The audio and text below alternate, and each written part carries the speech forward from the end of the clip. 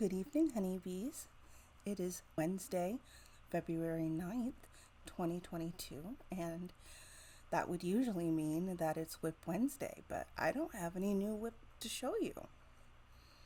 So instead, we are going to do 23 more random non-Yarny facts about me.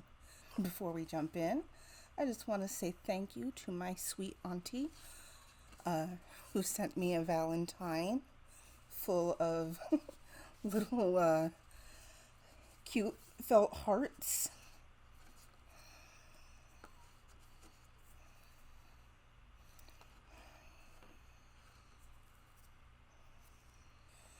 And a Starbucks gift card. That's for the year of the tiger, which I was born the year of the tiger with the element fire. So I was very excited to see that my auntie sent me a card with my Chinese zodiac sign. I don't drink a whole lot of Starbucks, but when I do, I get a huge custom frappuccino with cold brew in it, and it's amazing, and it's very pricey, so gift cards come in handy. I am an Aries. I was born April 16. My moon sign is in Cancer. My rising sign is Virgo. That means that I am a sensitive and loyal friend. I'm highly emotional and analytical, and I tend to tune in to people's feelings very easily. I like everyone to feel included, and I'd rather be on the outskirts of the action watching everyone have fun than be the center of attention. But I'm still an Aries, so being the center of attention is fine too. As a child, my favorite Disney princess was Belle because she loved books and she could walk and read at the same time with perfect awareness. And I thought that was incredible. That was just #goals. As an adult, my favorite Disney princess is Moana because she is emotionally and physically strong. She understands the importance of both community and self-reliance. And have you heard how far I'll go? Most, if not all, Disney princesses have a want song.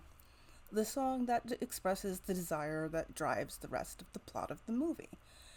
Ariel had Part of Your World, Belle had Belle Reprise, and so on. How Far I'll Go is the best Disney want song ever produced. Feel free to tell me I'm wrong in the comments, though. I have an open mind. What's your favorite want song from Disney? While we're on fairy tales, my very first ever anime was Toei Animation's 1970s version of The Little Mermaid. And it follows the original story much more closely and definitely does not have a happy Disney ending. I have had an obsession with the duality of fairy tales in their original form and how Disney retells them ever since. I like K-pop. I am a big fan of girl groups. I like a lot of them.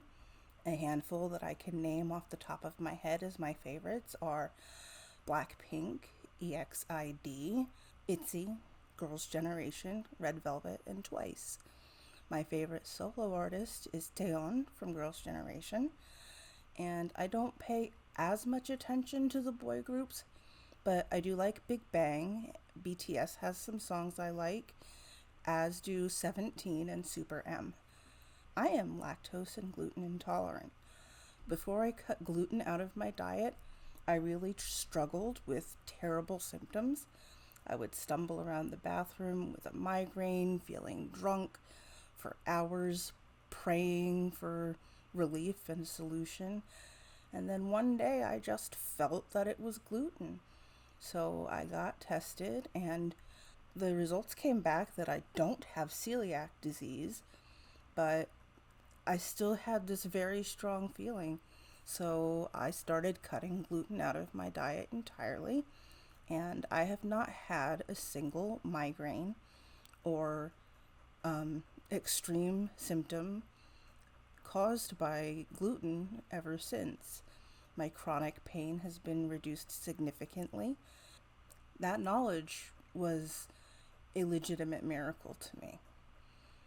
There's something out there causing people to be sensitive to gluten other than celiac disease, and we don't know enough about it and who it is affecting.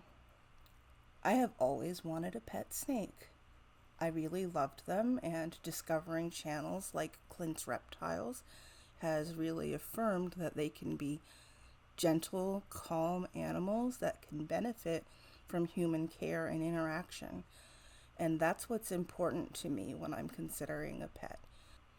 There are certain animals that I believe people shouldn't keep as pets, particularly extremely long-lived animals that might outlive you, potentially. I think a snake is probably the most exotic of a pet as I would ever consider, but it's just a dream because there are people in my life who, for some reason, do not want dead mice in the freezer. Isn't that weird? When I was in high school, I had a black Tinkerbell hoodie with an outline of her wings on the back. And it had all sorts of fairy buttons and pins on it from Jessica Galbraith and Amy Brown. And if I can find some, I will put some example art here or both. So yes, I would cover myself in pins with fairies and wear all black. And I never found any patches I liked for it, but I definitely wanted my clothes to have a fairy punk, fairy goth vibe. And I loved wearing black paired with extremely bright colors or pastels and costume fairy wings. I had a whole collection of costume fairy wings in several different colors. And this was long before pastel goth became a thing. I kind of consider the pastel goths who have cropped up since then my own personal baby bats. I love orange candy. I have since childhood.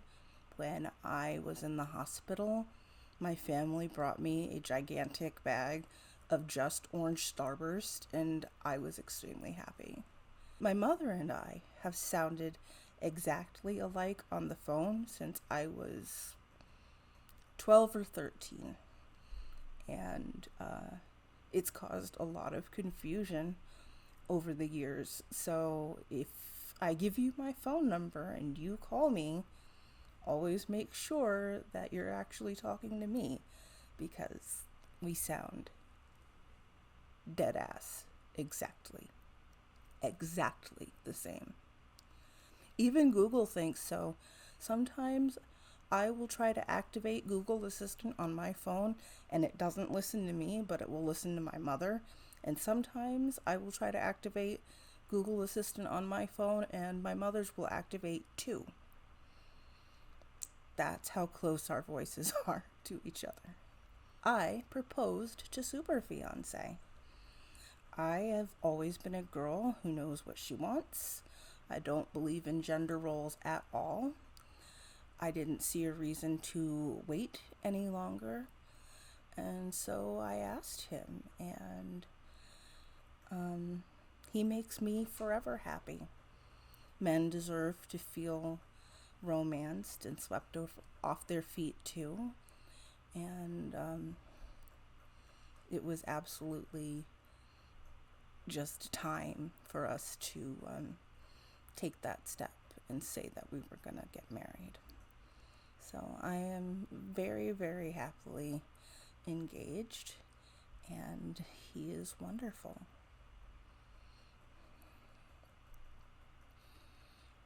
I don't support J.K. Rowling financially anymore, but I am a huge Potterhead. I am a Gryffindor when I take most sorting quizzes, including the one that was official on Pottermore. And if I don't get Gryffindor, I'm usually a Gryffindor Ravenclaw hat stall. And for the uninitiated, a hat stall is when the parts of the Hogwarts founders that are in the sorting hat think that you would be best for their house. And they kind of battle it out to see which one is a better fit. Hermione Granger was a Gryffindor Ravenclaw hat stall. And obviously she ultimately chose to be in Gryffindor, and the hat reflected that. I thought it was interesting that the author went into the detail of what happens when more than one house fits you, and how much the hat takes into consideration your personality and your choices. I am an INFP, which is also known as the idealist or the mediator. INFP stands for introverted, intuitive, feeling, and perceiving. And INFP personalities are quite literally known for being highly sensitive and sometimes building their own little worlds and staying in them. Famous people who are considered or tested as INFP are Audrey Hepburn, David Attenborough, Princess Diana, Heath Ledger, Johnny Depp, Kurt Cobain, Keanu Reeves, David Bowie, Tim Burton, David Lynch, and Isabel Briggs-Myers herself, the developer of the Briggs-Myers test.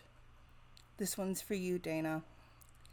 I enjoyed the square dancing unit in PE when I was in grade school, and I could probably remember how to dance Red River Gal from memory if I still had both legs, to be perfectly honest with you. I thought it was fun. Yeah, it's kind of cheesy. Lots of things are kind of cheesy that are also very enjoyable. So, don't hate on people who enjoyed the square dancing, guys. We're out here. I am a true 90s kid. I had a Tamagotchi. I remember both Skip It and Bop It. My first major crush was on Jonathan Taylor Thomas. I listened to the Spice Girls and Hanson. I watched Toonami for Pokemon and Sailor Moon, and I remember paying $30 or more for imported VHS tapes of Sailor Moon. I love anything and everything about witches. Stuff that is cheesy and cute, and stuff that treats witchcraft seriously and with respect. I love witchy aesthetics. People have been asking me, are you a witch, since I was in about 7th grade. I just smile now. I have an older brother and a niece whom I adore. My brother is a wonderful person who expects people to strive to give nothing less than their best, and I love watching him build his little girl up into the strong, capable woman she's going to become. I am pansexual, which to me means that I am attracted to people, full stop, and I will respect your gender and what it is and means to you, full stop. Right now, my forever partner is a man, but that doesn't make me straight. That makes me a pansexual person who is choosing to be with just one person who happens to be male. The colors of the Pan Pride flag are blue, pink, and yellow. I used to identify as bi as a convenient shorthand, and I have a lot of bi pride gear that I still rock. But as more and more pansexuals come out and make themselves known, I feel like awareness of our existence is growing, and I feel more comfortable saying, yes, I am pansexual, and I don't mind defining what that means to me, to people, the way I just did, as long as they are respectful and asking from a place of good faith. I strongly believe I have angels that protect, warn, and guide me. They give me strength and help me when I am afraid. I used to watch a lot of ASMR videos of rivers flowing when I was in the hospital, and when I decided to have my leg amputated and I woke up from the surgery when they took my leg, my tablet was already playing for me, and I swear I saw my grandmother's name in the reflection of the water. So I knew I was going to be okay. Ever since that day, it has become clear to me that I know what I believe, and I know to be grateful when I am being lifted up, and that I was put here for a purpose. And I think part of that purpose is to bring other people closer to God as they perceive and understand that concept. I'm not here to tell you what to believe. I just want to hold your hand on that path to a better you. Speaking of, I used to be a mean girl. Capital M, capital G, the you think you know because you've seen the movie, but you have no idea kind of mean girl. I was constantly acting out in extremely toxic and insecure ways. I especially never had anything nice to say about other women. And then one day, a person close to me laid it out on the line and told me that I was being a crappy person, not worth being around most of the time. And I realized I had to stop and examine my life choices. I made the conscious decision to stop being a mean girl. And I'm so glad I did, because other women are life.